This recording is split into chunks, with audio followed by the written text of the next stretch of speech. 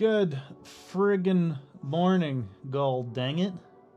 How's everybody doing? Welcome back to another episode of Form Check Friday, the one and only where we take your user, viewer, submitted videos and put them up on the screen behind me.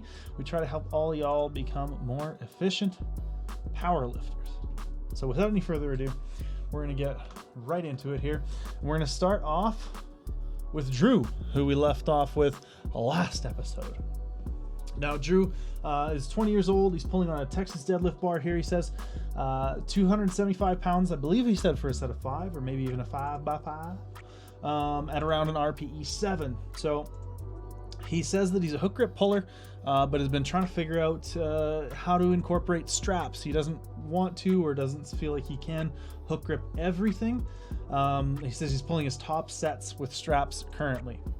So I'm sure there were some good discussions in the comments about this last week, but let's look at the technique first and foremost. One of the things I think you could do here, Drew, is pull that stance in a little bit so we're a little more stacked from the front in terms of the shin angle, right? We're a little bit sort of internally rotated or internal leaning, inward leaning. My anatomy words are terrible. Anyways, bring your feet in a little bit so we're a little more stacked straight up and down in the shins, and I think it's going to help you maintain a little bit of better positioning. We're not going to see as much of this. Now watch this, just that tiny little bit. It's actually overall very good deadlift. We are seeing that little bit of the knees coming back and the hips shooting up, where I would like to see you stay a little more like this position, or start with your hips a little higher and your knees a little further back so we can brace our position and not lose it when we push into the floor.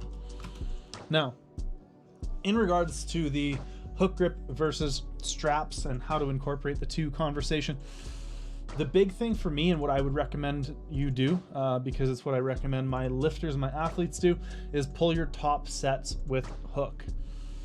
Whether that's a single, double, triple, if we're getting into like 4s and 5s and above, then I would probably give some leniency and make sure that we're programming a single pretty regularly, or a few singles as we get closer to a meet. Hook grip is one of those things that I don't think has it is as finicky as like an over-under grip, where I think it's a lot more reliant on making sure that your grip strength is trained really well.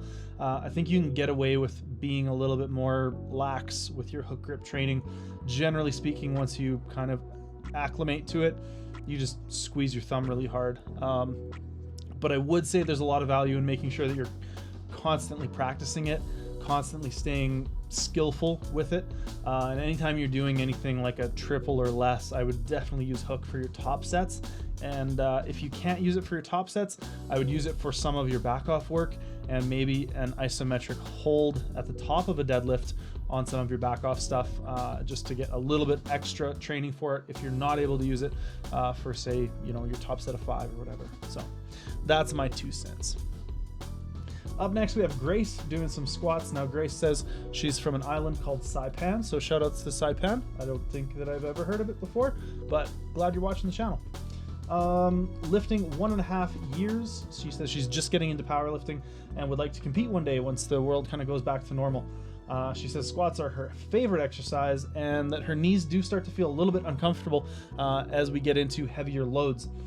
So she's got a couple of critiques of herself or things that she's wondering about here, and she wonders if her hips are shooting up a little bit and or maybe she's staying a little bit too upright. So this is 205 for triple on tempo squats. So one of the things I would say is if we're feeling a little bit of discomfort, or if we're feeling a little bit or a lot of sort of work in the knees, is I would try to bias back a little bit into the posterior chain, right? So I would try to allow your chest to come forward, like you were mentioning about staying too upright.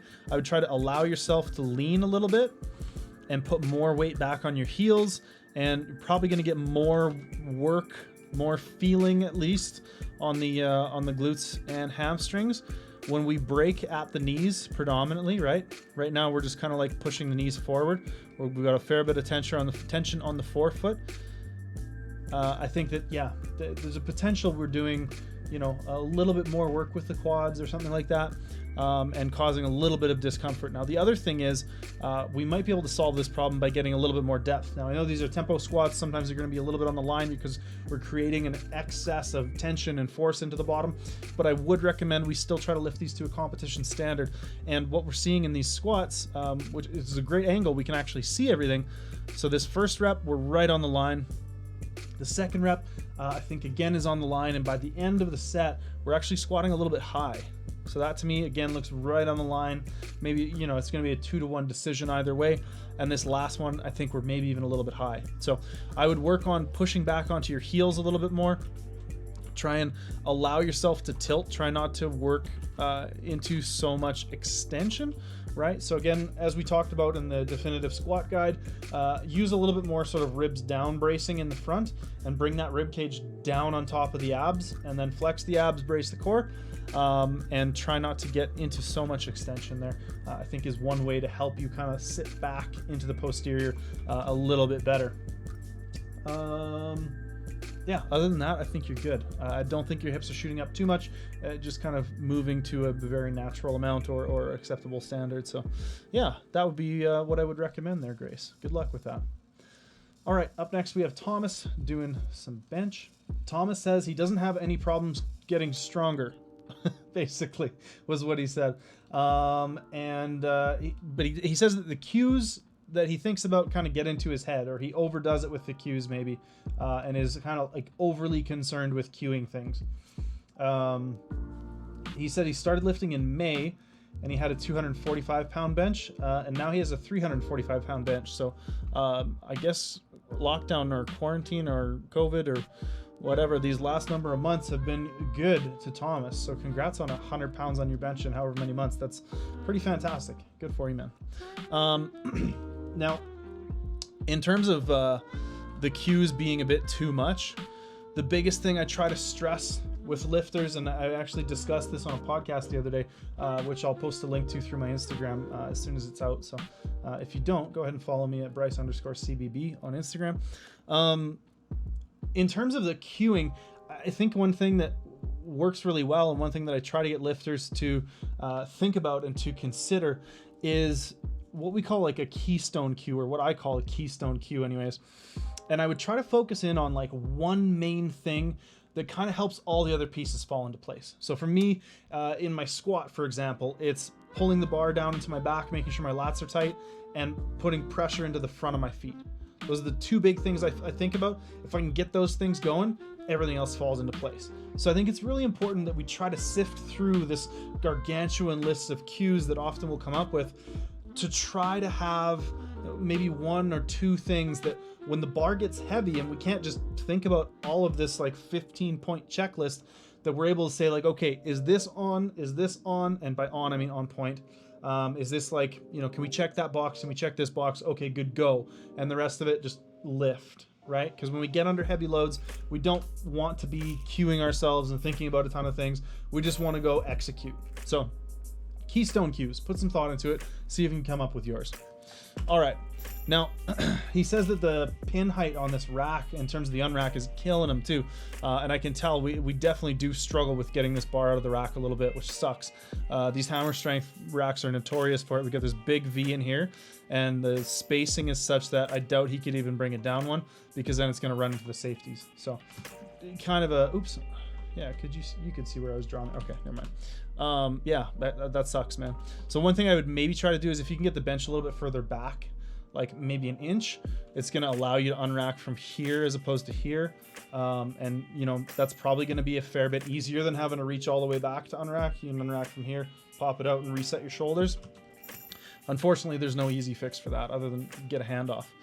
I would work on your bottom position and just being more controlled and consistent there, because we're hitting the body and then everything's kind of shaking, right? We're not staying tight into the bar.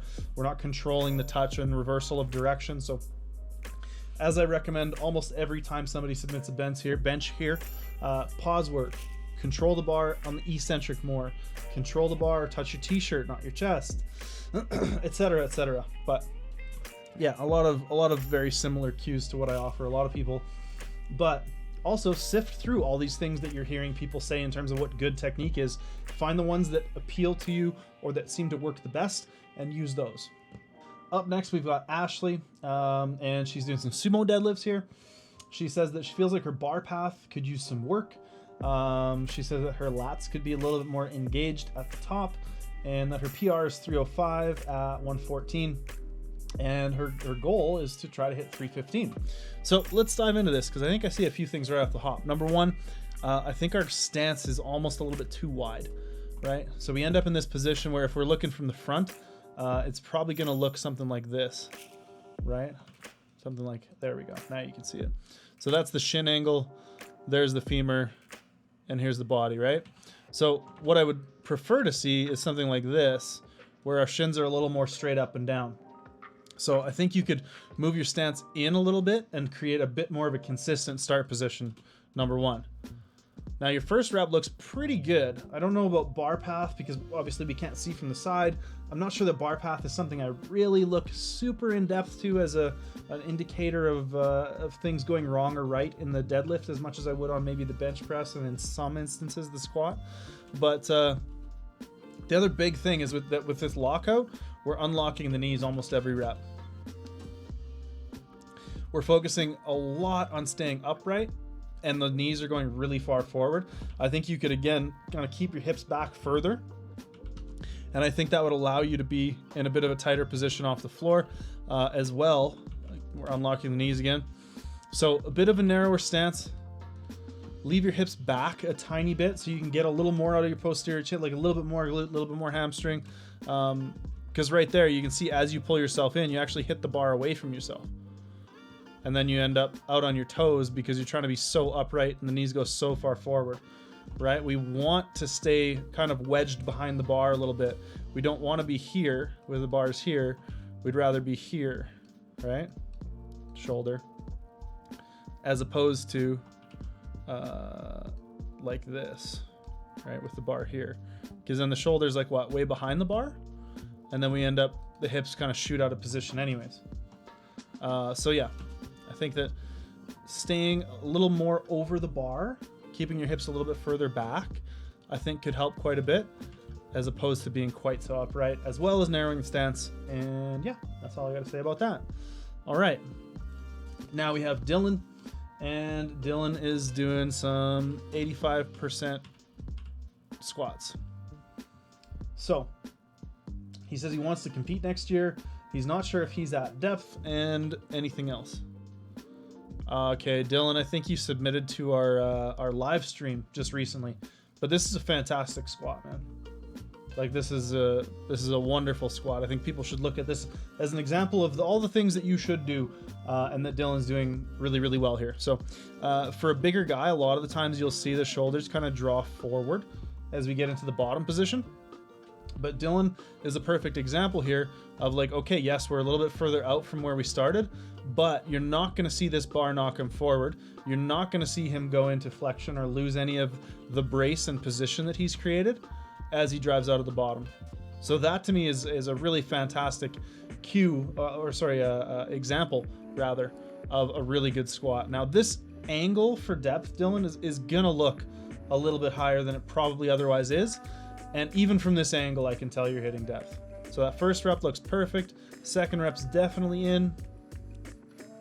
Third rep, again, definitely in. I would have zero problems calling that depth, even from this angle, which is not a good angle to see squat depth from. So Dillon, I would say you have a fantastic squat. Keep it up. Keep doing what you're doing. Don't change a thing. Now this is Ben. Ben calls himself an average gym bro. He says he's looking at getting into powerlifting, sorry. And this is 185 for 5. He's wondering what he can do to improve. He also mentioned in the email that he thinks his grip might be a little too close. So we're going to leave this one for the comments section to offer you out there watching now. Leave your critique. What do you think? What do you think Ben's bench looks like here? Do you think he can do some things to improve? If so, what should he do? We'll leave that up to y'all in the comments below, and I will give my advice next week when we come back for Form Check Friday. We will see you there.